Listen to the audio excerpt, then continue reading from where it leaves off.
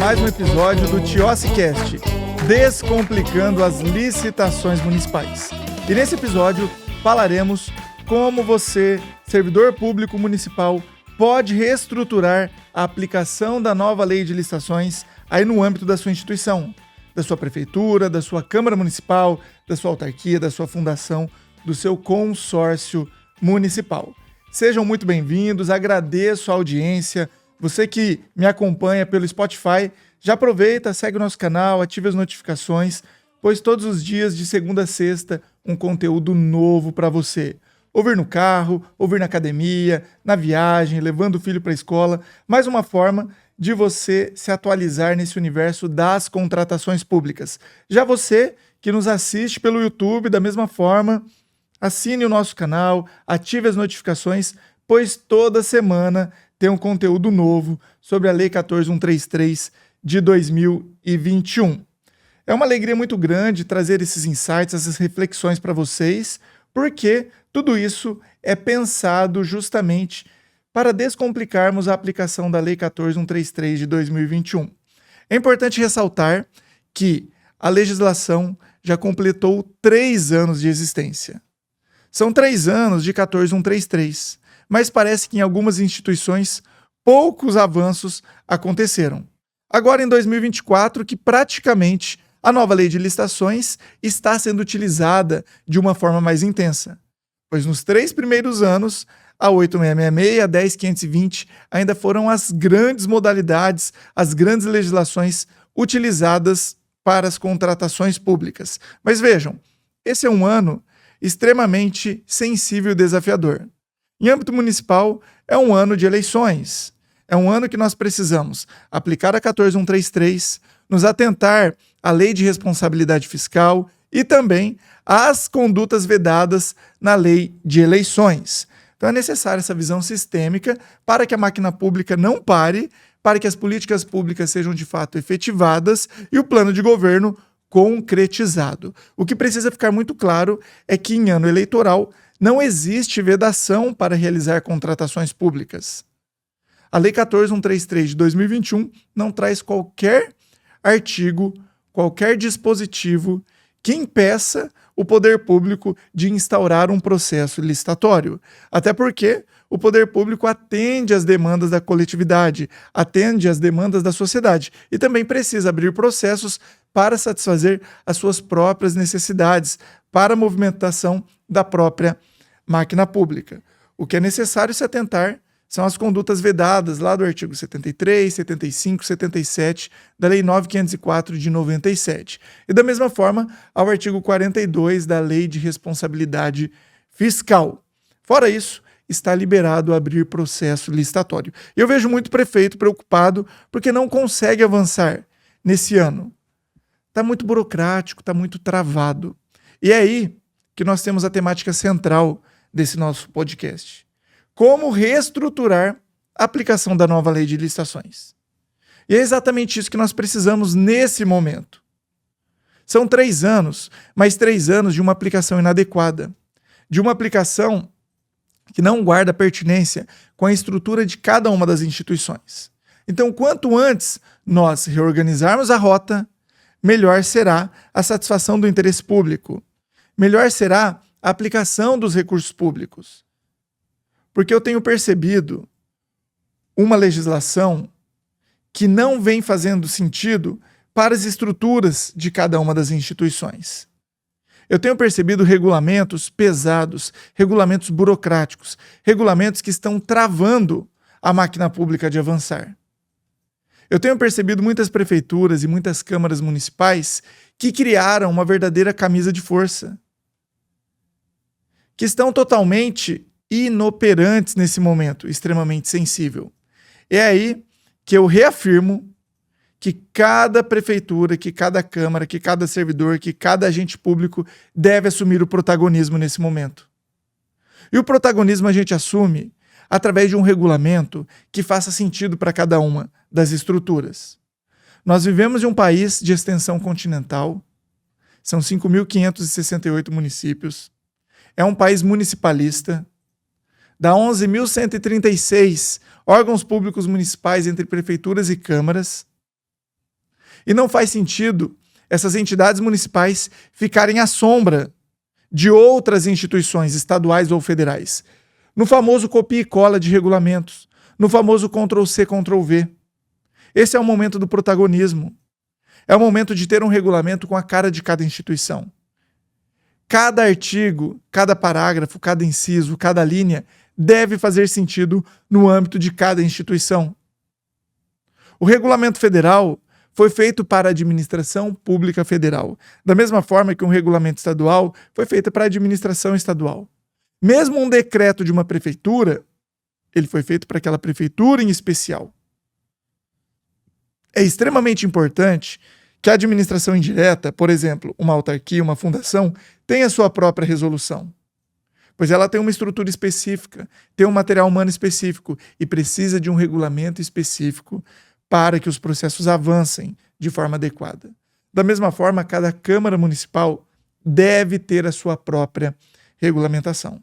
Eu estou batendo nessa tecla porque eu venho conversando com servidores de todo o Brasil, eventos presenciais, eventos online, e eu percebo que o maior vilão para a aplicação da nova lei de licitações tem sido regulamentos em desconformidade. Porque todo mundo bate no peito e afirma que tem regulamento.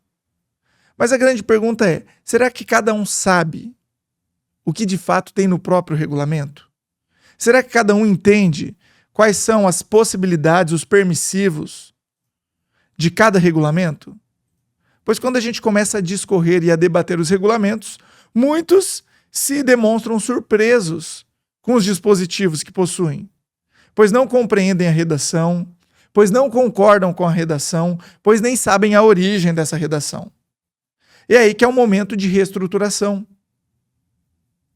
Infelizmente, eu tenho percebido que se não bastasse os desafios para compreender a Lei 14.133, para conseguir uma aplicação adequada e eficiente, em especial com segurança jurídica, a nova lei de licitações tem gerado muitos conflitos interpessoais. E isso é muito ruim, pois nós precisamos agora que os servidores públicos estejam alinhados. Nós temos que acabar com aquela queda de braços que sempre existiu no âmbito da 8666 e da 10.520, para saber qual servidor ou qual setor tinha razão. O momento é de conciliação, o momento é de diálogo, o momento é de união, para conseguirmos virar a chave e ter uma legislação dinâmica, eficiente, célere, transparente e que agregue muita segurança jurídica. Esses conflitos interpessoais, eles devem ser superados nesse momento. Obviamente, nem sempre nós teremos o consenso. Nós precisamos de princípios não escritos, como maturidade e coragem. Se não bastassem os princípios lá do artigo 5º, é fundamental que nós tenhamos essa segurança jurídica para avançarmos. Pois existe uma linha muito tênue entre o correto e o errado, o probo e o ímprobo. O medo de ser responsabilizado é muito grande. O receio de inovar e avançar é muito grande. E a máquina pública continua paralisada. Obviamente não estou generalizando, mas eu percebo que em um grande volume nós estamos perdendo uma oportunidade ímpar. A Lei 14.133, ela trouxe esse novo panorama nas contratações públicas. Porém, muitos ainda estão com a cabeça parada e fixada nas legislações que foram revogadas. A 8666 e a 10.520 cumpriram o seu papel. Elas tiveram a sua importância no ordenamento jurídico, mas se tornaram obsoletas. É o momento de nós avançarmos. E a nova lei de licitações, ela não é o teto, ela não é o limite, ela é a base. É a partir dela que nós vamos subir degrau a degrau de forma gradual. É a partir dela que nós vamos avançar para termos esse tão sonhado novo momento no âmbito das contratações públicas. E como que a gente consegue? Como que a gente avança? Compreendendo o texto da 14.133. E como que a gente compreende? Investindo na qualificação e capacitação de servidores públicos. O servidor público precisa de independência. O servidor público precisa de autonomia. E como que ele consegue isso? Com conhecimento, com educação. Não foi à toa que o legislador trouxe de forma expressa, lá no artigo 7º, no artigo 18º, no artigo 69 e no artigo 173, o dever de investir em capacitação dos servidores públicos. Os servidores precisam conhecer os dispositivos da 14133 e ter uma visão sistêmica, uma visão ampla para conectar os vários pontos que estão dispersos nos 194 artigos da 14133 de 2021. E essa capacitação ela deve ser continuada e de forma sistêmica.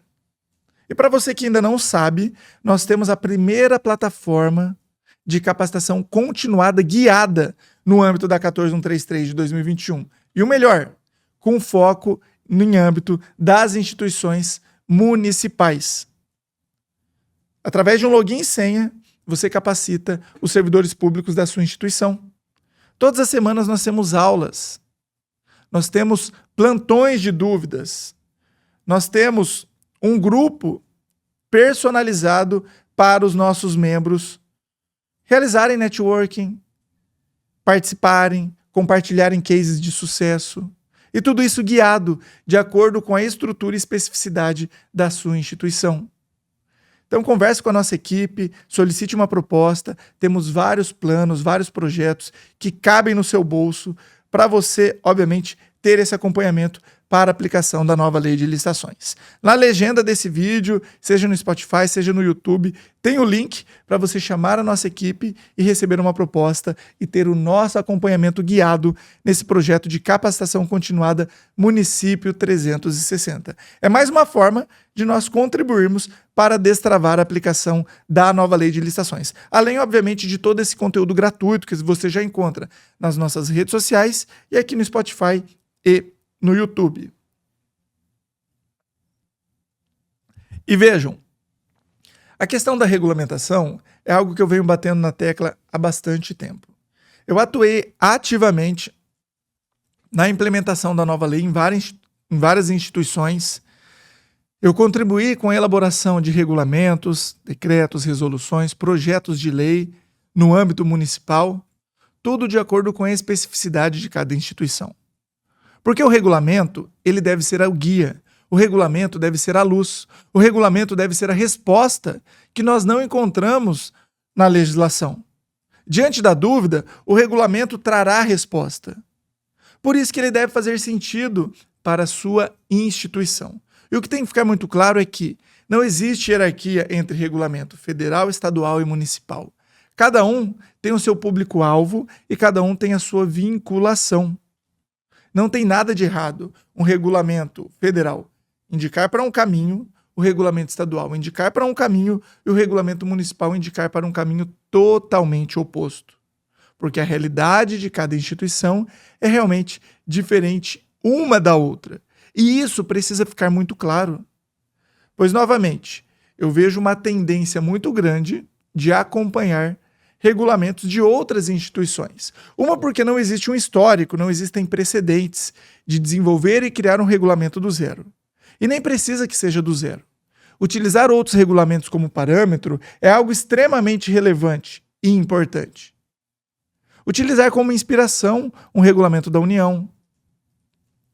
Mas o famoso copia e cola, e isso deve ser exterminado no âmbito das administrações. Pois, novamente, estão sendo criadas obrigações, deveres, sem que isso exista previsão no âmbito da própria 14133 de 2021. Vocês querem um exemplo?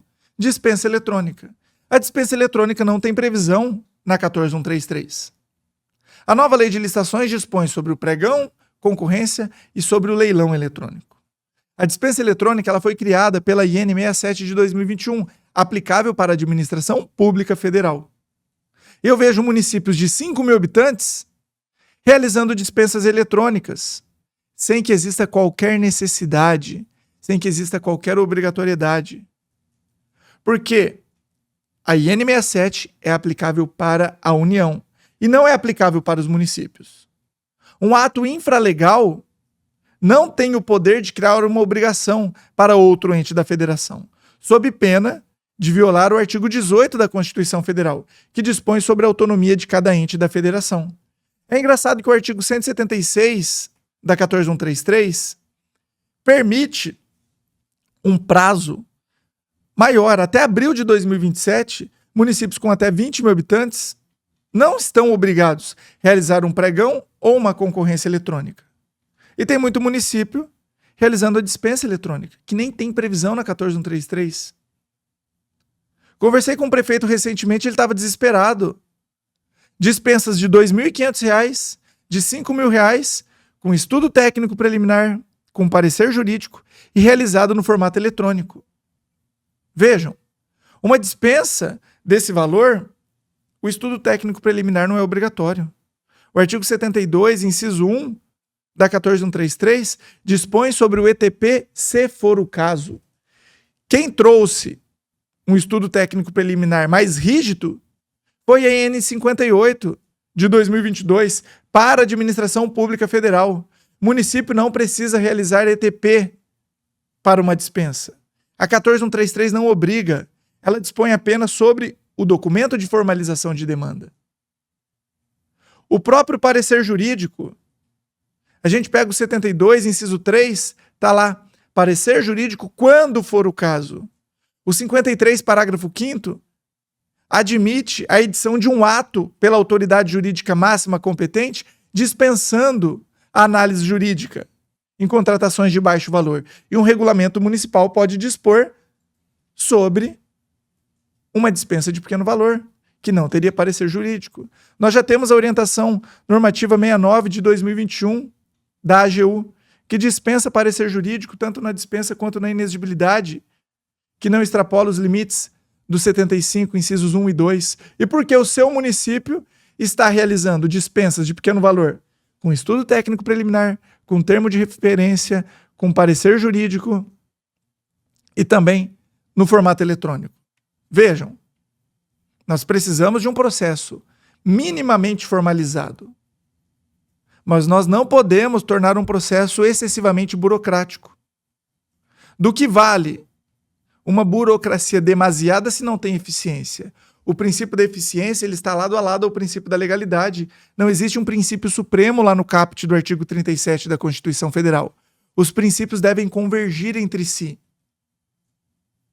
A eficiência vem sendo deixada de lado. E a máquina pública está cada dia mais pesada e mais burocrática. Existe muita burocracia disfuncional. Muita gente querendo cumprir formalidades, criando checklists e esquecendo do conteúdo, que é o mais importante. A figura do estudo técnico preliminar é um exemplo disso. Tem muita gente preocupado em cumprir o artigo 18, parágrafo 1º e 2º, mas não está preocupado com o conteúdo que vem no estudo técnico preliminar. Tem muito processo com documentos denominados ETP, mas que na prática não revelam nenhum tipo de estudo. É apenas uma burocracia disfuncional, que não traz um resultado satisfatório para a administração. Eu vejo processos com documentos de formalização de demanda, com estudos técnicos preliminares e termos de referência que possuem o mesmo conteúdo, quando na verdade são documentos complementares, são documentos distintos. Então, do que vale eu ter um processo pesado que não vai reverter em eficiência, em qualidade? O estudo técnico preliminar, ele tem como objetivo identificar o problema e buscar soluções. O ETP não detalha o objeto. Ele não traz as especificidades da execução do objeto. Ele identifica o problema e busca as soluções disponíveis no mercado. E isso é uma norma materialmente específica. O município pode usufruir sua prerrogativa constitucional para legislar. Isso não é uma norma geral. E nós precisamos nos posicionar.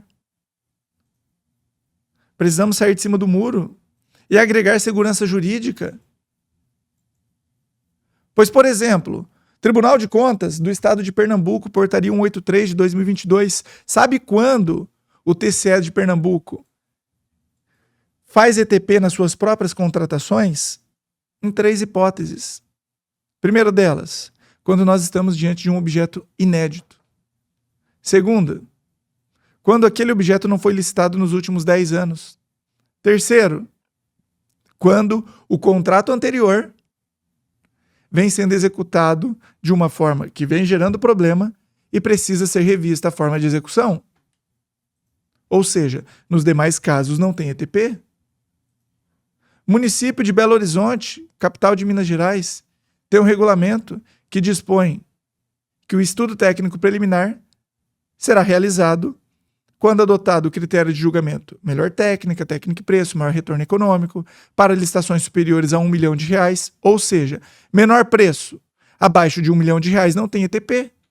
E o seu município, de 1.000, 2.000, 5.000, 10.000 habitantes, fazendo ETP praticamente para todas as contratações. Será que existe estrutura adequada para isso? Obviamente que não.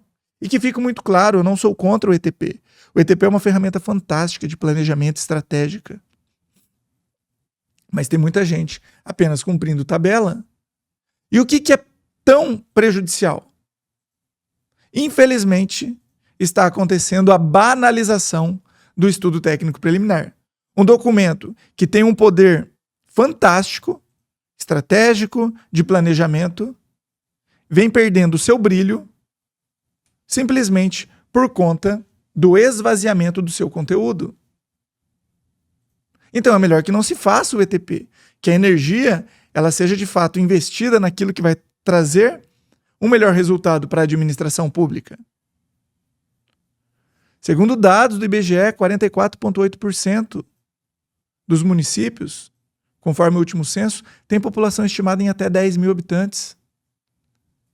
Eu estava recentemente participando do 3º Congresso Brasileiro de Contratações Públicas, em Cuiabá. Menor município do estado do Mato Grosso, Araguainha, 1.010 habitantes. Será que Araguainha consegue instaurar uma licitação da mesma forma que a capital Cuiabá? Da mesma forma que o governo do Mato Grosso? É igual Serra da Saudade, menor município do Brasil, menos de 900 habitantes, fica lá em Minas Gerais. Será que o ETP será instruído e elaborado da mesma forma que os demais entes da federação? É esse tipo de reflexão que nós precisamos. E esse é o momento de cada instituição assumir o protagonismo. E como que a gente assume o protagonismo? Através de uma reestruturação das licitações no âmbito de cada instituição. Através de uma regulamentação que faça sentido. Vamos pegar esse regulamento que você tem, vamos rever ele. Tem que fazer sentido cada artigo, cada parágrafo, cada inciso, cada linha. Você deve compreender a redação. Pois, novamente, o regulamento é o guia, é a luz, é a resposta. Aquilo que você não sabe como aplicar, o regulamento traz a resposta. E ele deve fazer sentido para a sua respectiva instituição. Por mais que nós tenhamos no artigo 187 a possibilidade do Ctrl+C, Ctrl+V, do copia e cola, pessoal, não vamos cometer o mesmo erro do passado. Lá no passado era vedado, conforme Decreto Federal 7892 de 2013, aditivar 25% em ata. O novo Regulamento Federal, o que ele traz? Veda aditivo em ata. E daí vem município, copia o Regulamento Federal e veda aditivo em ata. Mas onde consta na 14133 a vedação de aditivos em atas de registro de preço? Ah, mas a natureza jurídica de uma ata é diferente de um contrato, sim. Mas não é isso que legitima o aditivo. O que legitima o aditivo é um fato superveniente. É a inexistência de um quantitativo suficiente para suprir as necessidades que foram fixadas, que foram planejadas. Tanto uma ata quanto um contrato, a gente parte do pressuposto que existiu planejamento. Até porque na nova lei de licitações nós temos o plano de contratações anual. Lá no artigo 40, consta que o planejamento deverá considerar a expectativa de consumo anual. Ou seja, estamos diante de uma ata ou diante de um contrato. O quantitativo não foi suficiente. Basta trazer as justificativas e realizar um aditivo nos termos do seu regulamento. E está tudo bem. Ah, mas algum Tribunal de Contas já se posicionou? Sim, já temos posicionamentos. TCE Paraná, plenário, Existem decisões onde é possível aditivar 25% em ata conforme regulamento. Ah, mas aqui no meu estado o tribunal não se posicionou e talvez não se posicione. Pessoal, a lei por si só basta. Nós não precisamos aguardar uma luz salvadora do Tribunal de Contas da União ou de qualquer outro órgão de controle externo. Com a devida vênia, as decisões têm um caráter pedagógico fundamental. Porém, a lei por si só é suficiente para nós avançarmos. E tem muita gente que perde a oportunidade, fica aguardando esse posicionamento não chega, ele não vem. É aí que a gente recorre à LINDB, Lei de Introdução às Normas do Direito Brasileiro, que tem previsão expressa no artigo 5º da nova Lei de Licitações, está lado a lado dos princípios. E quando a gente vai no artigo 30 da LINDB, consta lá no seu parágrafo único que os regulamentos terão caráter vinculante para as entidades a que se destinam até ulterior revisão. O caput do artigo 30 consta que as autoridades editarão regulamentos para agregar segurança jurídica na aplicação das normas. E você está esperando o quê? Para ter o seu próprio regulamento, fazendo sentido para a sua instituição? Pois, ao meu ver, não faz sentido. Nós temos que extrair um contrato do saldo da ata para aditivar o contrato. Aditiva logo a ata. Traga isso no seu regulamento, assuma o protagonismo. Vamos destravar a aplicação da nova lei de licitações aí no âmbito da sua instituição. É nesse ponto que eu digo de reestruturação. Atas de registro de preço em contratações diretas é possível, sim. Em dispensa de pequeno valor, sim. Mesmo sem outros órgãos participantes, sim. Faça uma dispensa de 50 mil e celebre uma ata. Está na lei essa possibilidade, esse permissivo. Traga um regulamento indicando o procedimento para gerar segurança jurídica. Esse é o ponto central. Essa é a chave para a aplicação da nova lei. Está lá no artigo 8º, parágrafo 3º, que os regulamentos deverão ser editados para definir as funções, as atribuições de cada servidor, do agente de contratação, da equipe de apoio, da comissão de contratação, do fiscal ou gestor de contratos. E a gente percebe contratos que são executados sem o devido acompanhamento. Do que vale um bom planejamento, um bom ETP, um bom TR, uma boa pesquisa de preço, se nós não temos lá na ponta a fiscalização e gestão de contratos? As licitações eletrônicas, elas não são o problema do município. Porque eu vejo muito gestor alegando, a licitação eletrônica é terrível, porque vem empresa do Brasil todo, participa e depois não entrega ou atrasa. O problema não é a licitação eletrônica. O problema é a falta de uma efetiva fiscalização e gestão de contratos. Pois hoje as compras eletrônicas funcionam muito bem. Eu compro praticamente tudo pela internet, chega dentro do prazo. Por quê? Porque existe seriedade. E uma vez acontecendo um atraso, a empresa pode ser descredenciada daquele site que ela está vinculado. Ela pode sofrer uma ação de dano moral, de dano material.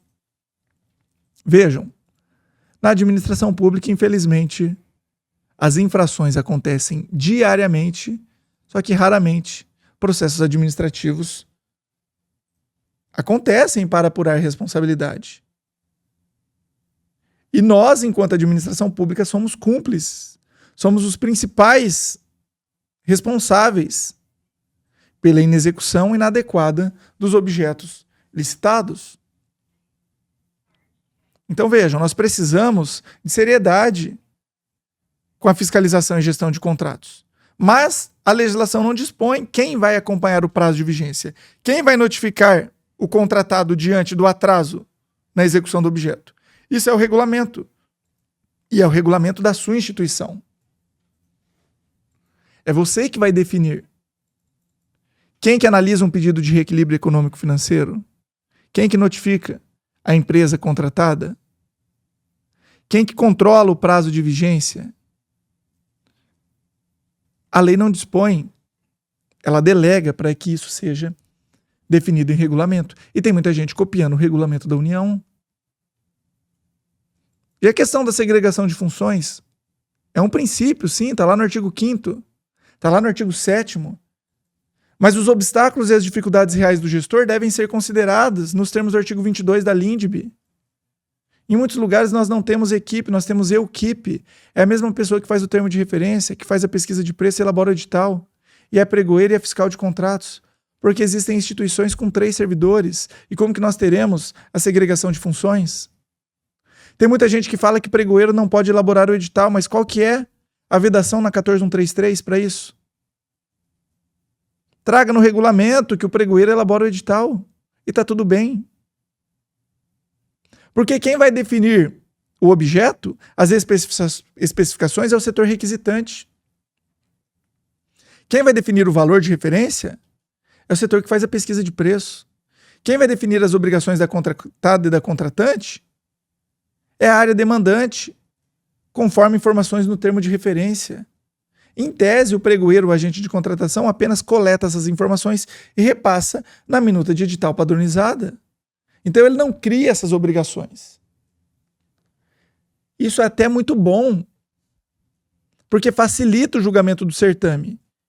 Ele pegar as informações oriundas de um TR e anexá-las na minuta do edital, vai otimizar o julgamento daquele certame. Então coloque isso no seu regulamento. Pesquisa de preços. Tem muita gente seguindo diretrizes da IN 65 de 2021, que é um regulamento fantástico. Porém, em âmbito municipal, nós podemos ter regulamentos muito mais robustos e objetivos, aplicáveis à realidade de cada instituição. Servidor público tem fé pública para fazer o quê? Uma cotação por telefone. Para fazer o quê? Um registro fotográfico.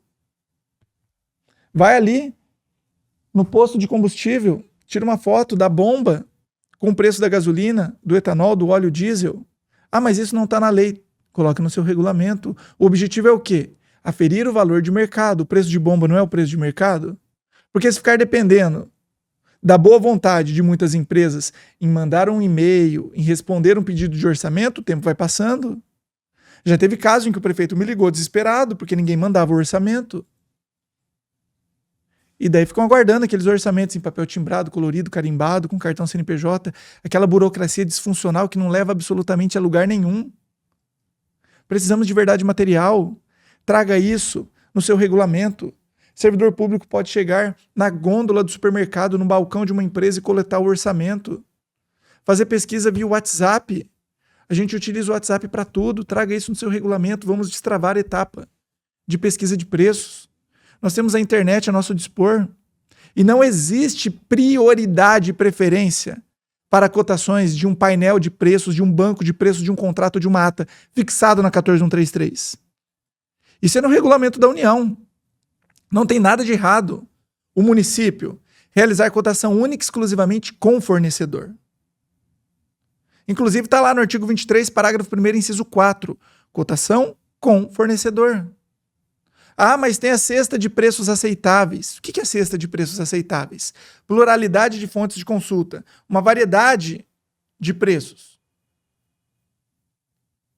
É uma opção? É uma opção. Mas não é obrigatória. O objetivo da cesta de preços é agregar segurança jurídica. Mas se eu tenho, através de cotações exclusivamente com fornecedores, a segurança que aquele é o valor de mercado, está tudo bem. Você jamais, preste atenção, você, prefeito, secretário, procurador, agente de contratação, pregoeiro, servidor público, jamais será penalizado se o valor do seu preço, da sua cotação, ser condizente com o valor de mercado. Pouco importa o parâmetro utilizado. E você não é obrigado a combinar os parâmetros. Está lá no parágrafo 1º do artigo 23. Parâmetros utilizados de forma combinada ou não. Está tudo bem pegar cotações exclusivamente de sites. Está tudo bem pegar cotações exclusivamente de fornecedores. Está tudo bem pegar cotações oriundas exclusivamente de contratos e atas de outros órgãos públicos. O objetivo é aferir o valor de mercado. Traga isso no seu regulamento. Esse direcionamento, essa clareza. Porque senão fica aquela, queda de braço, todo mundo ali vendo quem tem mais força, tentando impor um posicionamento que não se aplica à realidade de algumas instituições. É aí que eu digo que em dispensa de pequeno valor, lá do artigo 75, inciso 2, a minha orientação é que seja feita a cotação exclusivamente com o fornecedor.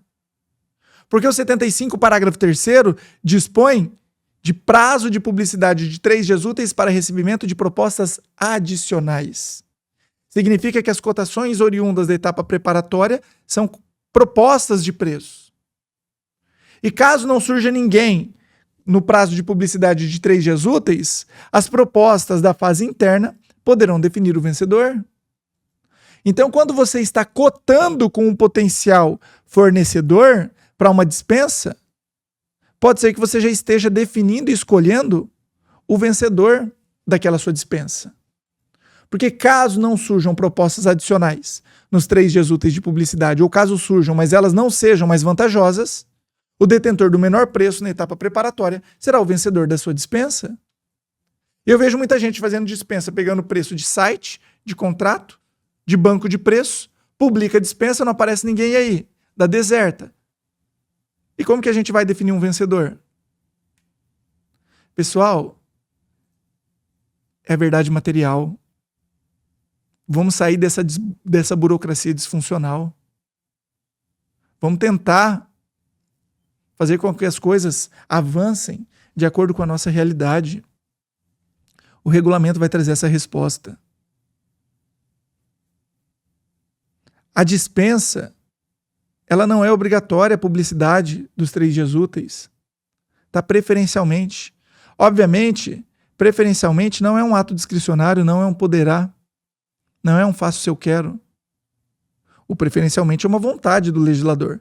E sempre que o gestor deixar de dar a preferência, ele deve trazer as justificativas. Sobre essa temática, o Tribunal de Contas do Estado do Paraná, através do seu plenário, Acórdão 1714 de 2023, já decidiu que quando o poder público deixar de dar a publicidade na dispensa, deverá, obviamente, trazer a justificativa. Mas você pode, até para agregar segurança jurídica e criar um padrão objetivo, definir em regulamento quais casos publica e quais casos não publica. Tem muita gente adotando como parâmetro o artigo 95, parágrafo 2º, que traz lá contratos verbais até R$10.000. Obviamente, tal valor já foi atualizado com base no artigo 182, mas a gente usa para fins didáticos o valor R$10.000. Então, por exemplo, uma dispensa, foram feitos os orçamentos com 3 empresas, não extrapolou os 10 mil do 95, parágrafo 2º, traga no seu regulamento que a publicidade não é obrigatória, ou seja, você pode contratar diretamente com o detentor no menor preço e está tudo bem. Por exemplo, vai contratar um chaveiro, porque quebrou a chave lá no gabinete do prefeito. Vai ter que abrir uma dispensa, aguardar 3 dias úteis para definir um vencedor? Estourou um cano no banheiro, tem que trocar um registro. Não existe licitação vigente. Vai contratar um MEI para executar esse serviço, para fazer essa manutenção. Vai aguardar 3 dias úteis? Não. Faz 3 orçamentos, contrata o menor preço. Fazer 3 orçamentos diretamente com empresas tem previsão expressa em lei. Artigo 23, parágrafo 1º, inciso 4. A publicidade, novamente, não é obrigatória. Artigo 75, parágrafo 3º, está preferencialmente. Para não ficar algo subjetivo, que demanda justificativa em cada caso concreto, defina no regulamento, através de um preço, uma linha de corte. Então, por exemplo, até R$10.000 não tem a publicidade, até R$10.000 não tem o parecer jurídico, nos termos do 53, parágrafo 5º e no 72, inciso 3. Porque qual a lógica de eu colocar um processo de 1.000, 2.000, 5.000 para um jurídico lavrar um parecer? O parecer ele não chancela a lisura de um procedimento. O parecer é meramente opinativo. Ele não vincula. Até porque se o parecer vinculasse, ele seria uma decisão. Ele não seria um parecer. Jurídico não autoriza absolutamente nada, e quem autoriza é a autoridade competente. Jurídico emite uma opinião, ele é um órgão de assessoramento, ele é um órgão consultivo. E nós temos, obviamente, que utilizar essa força do órgão jurídico para processos mais vultosos, complexos, e não para dispensas dessa envergadura, onde significativamente não é nada representativa em âmbito financeiro naquela determinada estrutura.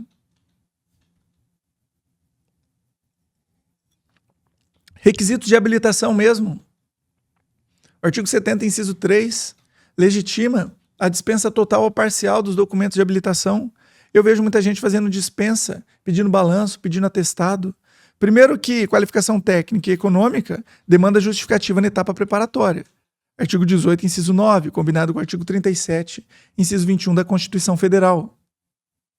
Qualquer habilitação técnica e econômica tem que ter justificativa na fase interna. Se não tem, não pede. Isso no pregão, isso na concorrência, isso na dispensa. Agora, aquelas certidões do dia a dia podem ser dispensadas totalmente. Texto de lei. Até 1/4 do limite da dispensa. R$ 12.500, sem considerar as atualizações. Pode efetivar uma dispensa sem pedir absolutamente nada. Isso não é invenção minha, texto de lei, artigo 70, inciso 3. Inclusive, existe enunciado do Instituto Nacional da Contratação Pública que não pedir documento independe de justificativa. É apenas um enquadramento legal. Precisamos simplificar os procedimentos, destravar a máquina pública. Uma licitação tem que ser algo mais dinâmico. Uma licitação tem que ser algo célere. E é aí que a nova lei de licitações é muito boa, pois ela traz a possibilidade de prorrogação de contratos por até 10 anos, tanto para bens quanto para serviços, atas prorrogáveis por igual período. Então acabou aquele negócio de ficar abrindo licitação todo ano. É insano isso. É um custo muito alto, é uma burocracia muito grande, é uma ineficiência muito grande. Por isso que esse momento de reestruturação é fundamental. Constituir uma comissão de reestruturação. Eu sei que antes nós tivemos comissões para implementação da nova lei, para regulamentação da nova lei, comissão para transição. Mas o problema começou justamente com a instauração dessas comissões. Servidores sem qualquer capacitação, sem qualquer qualificação, participando e praticando atos extremamente sensíveis e impactantes, sem qualquer diretriz, sem qualquer direcionamento. E agora a gente começa a verificar o caos que está se transformando. Instaurar um processo no âmbito da nova lei de licitações. Pessoal, a nova lei de licitações é sinônimo de leveza. A nova lei de licitações é sinônimo de esperança. A nova lei de licitações não é mais do mesmo. É uma lei disruptiva. É uma lei fantástica. Ela vem para destravar as contratações públicas, em especial em âmbito municipal. Os municípios são os protagonistas no nosso país. E nós precisamos de um regulamento que faça sentido para cada instituição. Por isso que nós precisamos imediatamente constituir uma comissão agora para reestruturação. Primeiro passo, capacitar os servidores que estão envolvidos, pois deve ser algo sistêmico, multissetorial e multidisciplinar. Não é apenas o jurídico, não é apenas o agente de contratação, não é apenas a autoridade competente. Tem que ter um representante de cada departamento, tem que ter um representante do controle interno, do jurídico, da contabilidade, do setor de compras, do setor de contratos. Alguém que represente a alta administração, o ordenador de despesa, pois o processo ele tem várias fases. Ele segue um fluxo e um caminho. E esse fluxo e esse caminho deve ser algo razoável para a estrutura da sua instituição. Precisamos simplificar com segurança jurídica. E a gente consegue isso através de um regulamento. E como que o regulamento será concebido?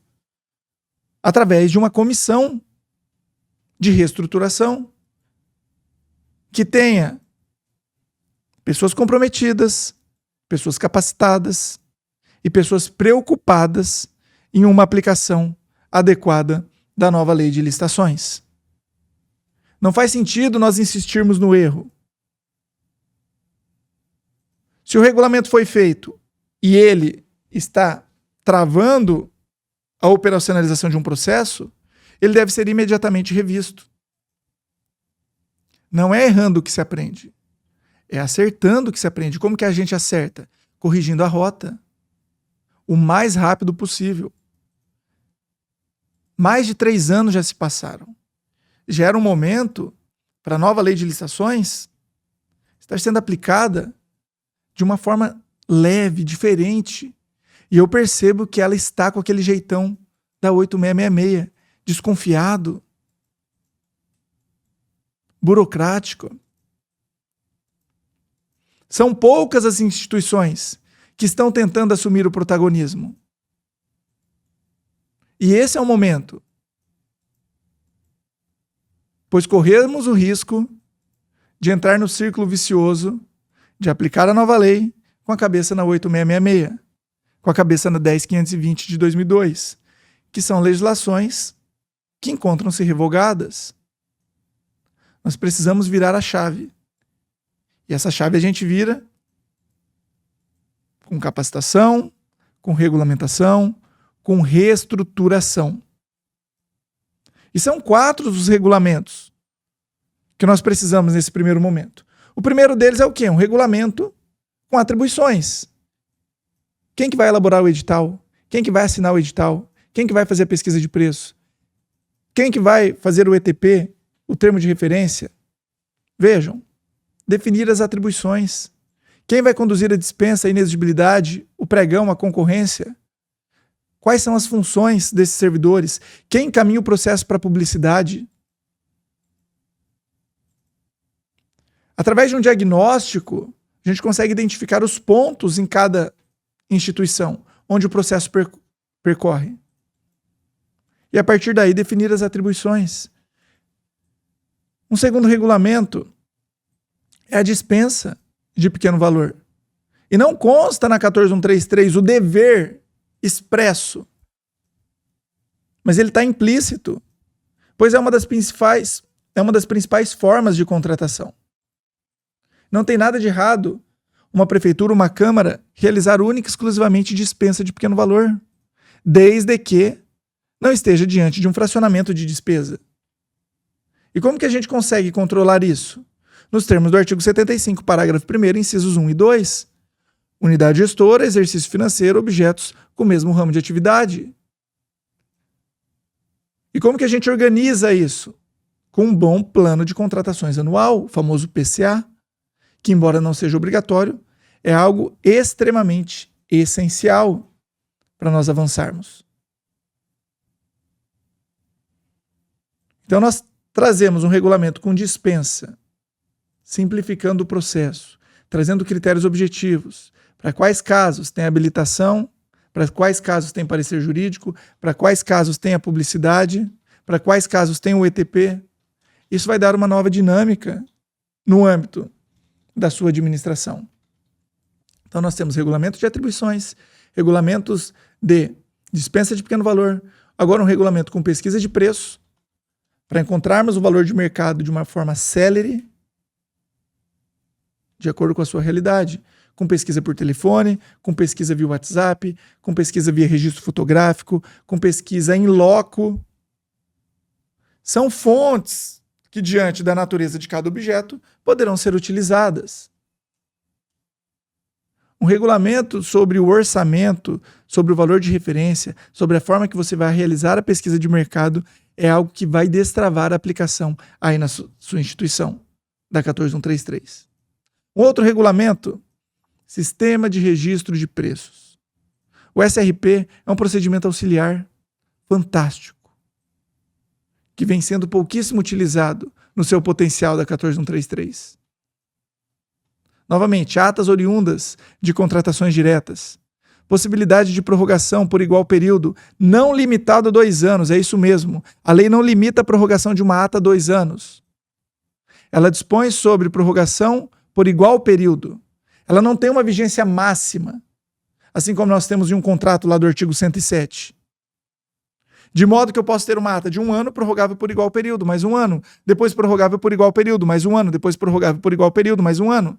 Qual dispositivo legal da 14.133 foi violado? Onde consta na lei a vigência máxima de 2 anos? 2 anos por si só já é muito bom. Porém, não existe uma limitação. Se ela continuar vantajosa, o poder público pode prorrogar. E para isso, a gente faz uma analogia com dispositivos constitucionais. Concurso público, está lá na Constituição, artigo 37. 2 anos, prorrogável por igual período. Ou seja, tem lá, uma única vez. Medida provisória. Tivemos a MP 1167 de 2021, que deu a sobrevida a 8666 e a 10520. 60 dias, prorrogável por igual período, uma única vez. Está lá no parágrafo 3º e no parágrafo 7º do artigo 62 da Constituição. Então, tanto a medida provisória quanto um concurso público tem lá o prazo de validade e tem uma limitação para prorrogação. E no artigo 84, onde consta uma única vez? Existem muitos detalhes que estão passando despercebido no texto da 14133. E muita gente não quer assumir o protagonismo. Prefere ficar na sombra. Prefere aguardar uma luz salvadora e talvez essa luz nunca venha. Ou quando ela vier, já terminou o mandato. Vocês já perderam a reeleição.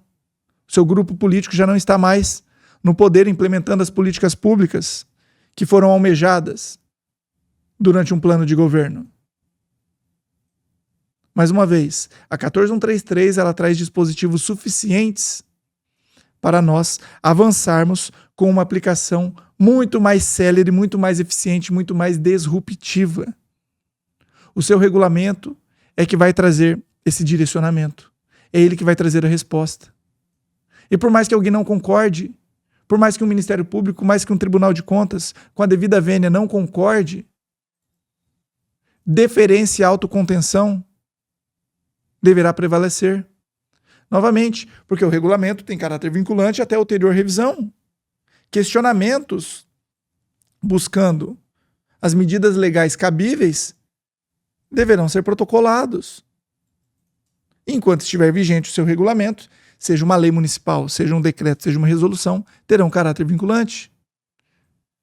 E as próprias decisões para verificar a lisura e a legalidade desses regulamentos deverão considerar os obstáculos e as dificuldades reais do gestor. Nos termos da LINDB, quais foram as condicionantes que levaram o gestor a tecer um regulamento dessa natureza? Pois, novamente, nós vivemos em um país continental e é impossível aplicar a 14133 de forma linear e padronizada para todos os entes da federação. A lei foi feita para a União e a própria União possui dificuldades em alguma das suas instituições para operacionalizar a 14133. Quem dirá os estados e os municípios, as pequenas instituições? Então esse é o momento de reestruturação. Eu venho falando isso justamente porque na prática a dificuldade está muito grande. A desconfiança está muito grande. Nós temos alunos espalhados por todo o Brasil no nosso projeto de capacitação continuada. Toda semana eu me reúno nos nossos plantões de dúvidas através da plataforma Zoom para conversar sobre esses pontos, para desmistificar várias questões que estão sendo impostas, mas que não tem previsão na 14133. Então são momentos e são oportunidades para destravar a aplicação da 14133. E é isso que nós precisamos. De nada vale nós termos uma nova lei se a cabeça estiver na 8666, na 10520 ou na jurisprudência e na doutrina já datada, já ultrapassada, de legislações revogadas. Esse é o momento de virada de chave, você tem o poder para isso. E eu estou aqui à disposição para auxiliá-lo.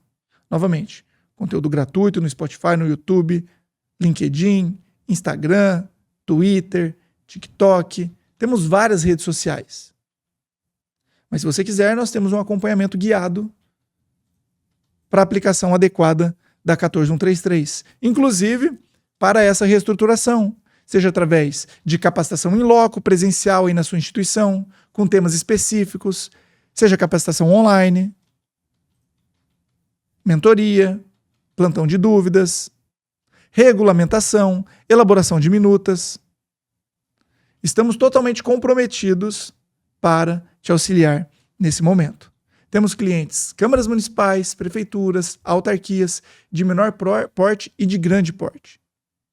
tudo personalizado, tudo adequado para fazer sentido no âmbito da sua instituição. Então, gostaria mais uma vez de agradecer a sua audiência, trazer essa reflexão, que esse é o momento do protagonismo. Esse é o momento de você realmente virar a chave e ter um regulamento adequado para a sua instituição.